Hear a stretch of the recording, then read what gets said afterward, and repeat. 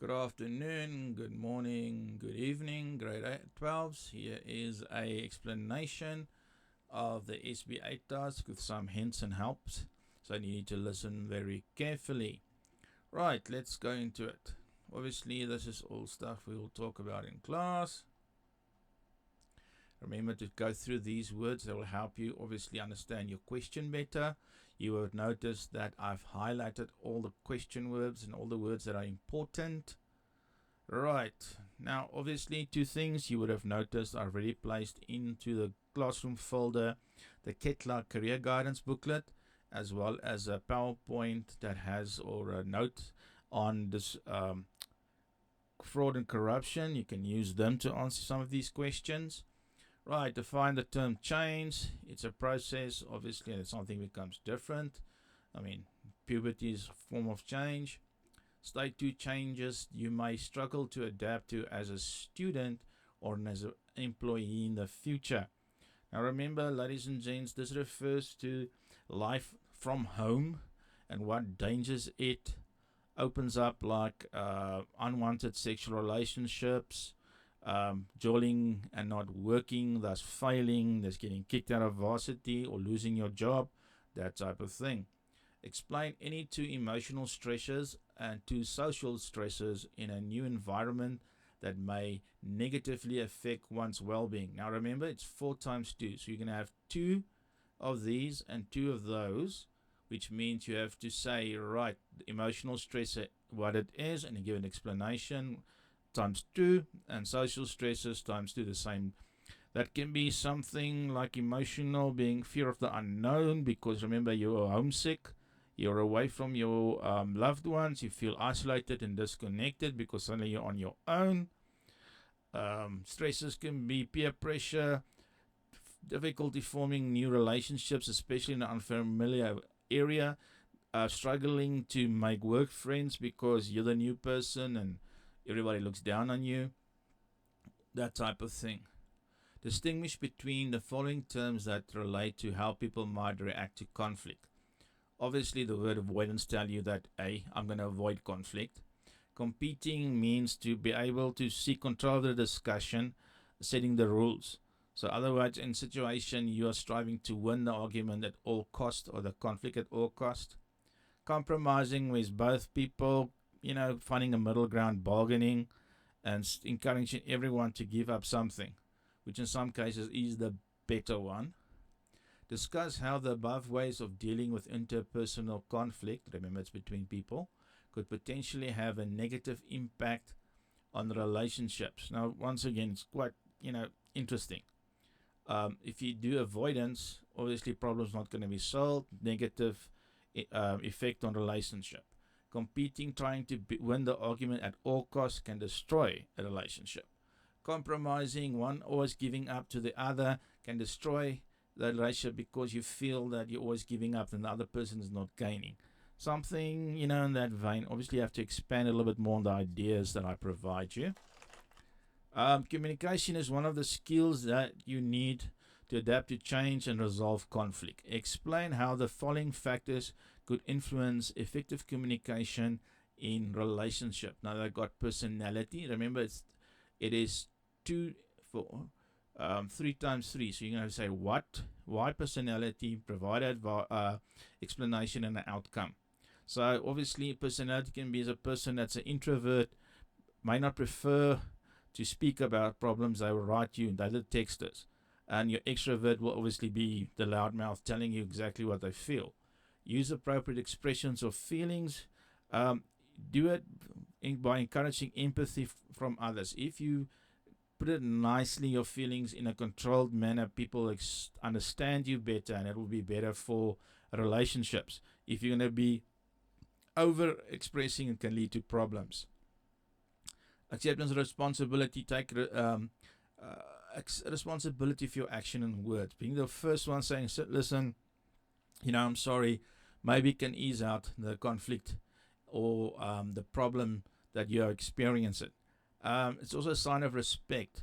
It demonstrates that you are committed to treat people with dignity and acknowledgement, and can lead to more effective and harmonious communication, something in that vein. Evaluate 3 ways in which effectively dealing with stress can lead to personal growth and development in a young person when faced with change or conflict.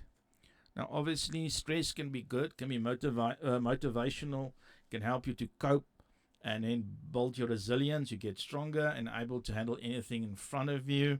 Stress can push you to improve your adaptability, can increase self-awareness, can increase empathy on a person, make you more understanding towards others that are face similar challenges, can also to contribute to personal achievement. Overcoming stress and challenges can be a source of personal achievement and satisfaction. If you can take that on and adapt and improvise and overcome, well done. Propose 2 ways in which a person could approach conflict resolution to sustain a healthy relationship, and explain how this could help one to adapt to change. Now, obviously, you're going to mention 2 responses for 4 marks. Rephrase what the person has said. It will help you to clarify what the disagreement is about, so you can adjust and accordingly if needed, and thus avoid further issues in a peaceful transition. They talk about implement solutions and evaluate the results. Be assertive, be firm yet respectful when voicing concerns. Remember also your voice and body language can help you with that. Do not attack the person, but rather attack the problem. That might be good advice. Then we're going to look at activity 2, fraud and corruption and unemployment. Remember, you can use that extra booklet I've placed here. Some of it I'm going to refer to that. Define the concept of unemployment. That means you do not have employment, which means you cannot buy things you need. State 4 types of fraud and corruption. I would refer you to that extra work I put in the classroom. Illustrate 2 ways in which fraud and corruption impacts South African communities. I would also remind you to go look at that booklet. Rural communities may experience delays in obtaining basic services. If you look in South Africa currently, there's a lot of examples where we have roads not being finished. If you look at the situation in KwaZulu-Natal after that massive storms 2 years ago, when they haven't built any houses for those people who lost their houses because the money has disappeared. We have got hospitals that are leaking and breaking because the money has gone to corrupt individuals. Example is Breer Street in Johannesburg, where they paid over 20 million to have the road fixed, and currently it's an open hole. And it's already 2 years ago when it happened. So you can see how it impacts the South African community. Water, that's a big example.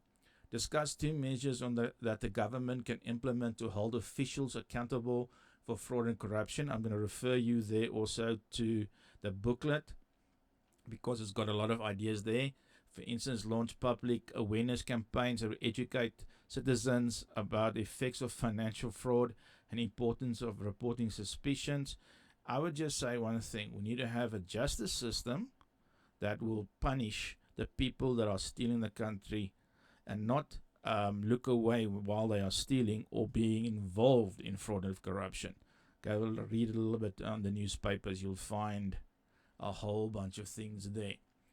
Analyze negative psychological impact of unemployment on the individual. Remember, the psychological situation can be that person feels ashamed because they can't provide their family.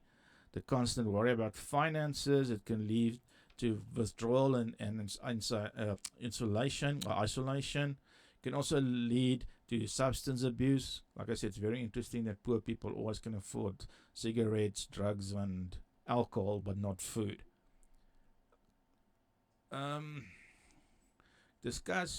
Critically discuss how fraud and corruption can contribute to an increase of youth unemployment in South Africa. There's this idea that you have to bribe your way into a career by paying an official amount of money to able to give you work is one of those things. A lot of people see financial fraud can cause investors to lose confidence in the country's economy, and because of the fraudulent activities, so they won't invest, and which can hinder growth and job creation, something that's currently happening. It can damage the country's reputation. We've had that problem now for years. It can also reduce the public service because funds are misappropriated And that doesn't go to healthcare, education, safety, infrastructure development. And that affects everyone. I mean, look at the example once again of the water crisis we have, and now load shedding. Suggest two effective ways in which the government can provide support to small businesses to counteract the issue of youth unemployment. It can provide finances, skill development. You can look at access for entrepreneurs to the market, financial and technical aid, two well explained responses for 2 marks each. Remember, you have to make a statement and qualify it or provide a relevant outcome. So if you say, for instance, create access to markets for entrepreneurs so that they can get better, more businesses and help them out, you have to explain that. Then recommend 2 strategies that the private sector can implement to assist the government to reduce youth employment. Actively participate in public-private partnerships, like working with the government to start construction things. Private companies can also support entrepreneurs. Private companies can also offer support to non-profits and non-governmental organizations. Private sectors can also invest in the STEM education, science, technology, engineering, and mathematics. And then those programs can be provided to the private sector to prepare people in high demand sectors, create corporate social responsibility. There's a whole bunch of things they can do if they just want to do it, but you need to explain them. Right, and that is your full 90 marks. It's quite easy once you've listened to this and checked out the work I've provided. You can finish this task in 2-3 days, and in easy 90 marks. Right, good luck.